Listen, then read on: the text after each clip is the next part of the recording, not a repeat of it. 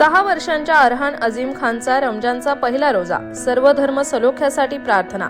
पवित्र रमजान महिन्यात अवघ्या 6 वर्षांच्या अरहान अजीम खान या चिमुकल्याने तब्बल 16 तासांचा पहिलाच रोजा उपवास ठेवत सर्वांचे लक्ष वेधून घेतले। मुकुंदनगर येथे राहणाऱ्या अरहान खानने इतक्या लहान वयात दाखवलेली श्रद्धा, संयम आणि भक्ती ही अनेकांसाठी प्रेरणादायी ठरली आहे। लहानग्या अरहान खानने रोजा दरम्यान देशात आणि समाजात सर्व धर्मीयांनी एकत्र प्रेमाने आणि सलोख्याने राहावे अशी मनापासून प्रार्थना केली।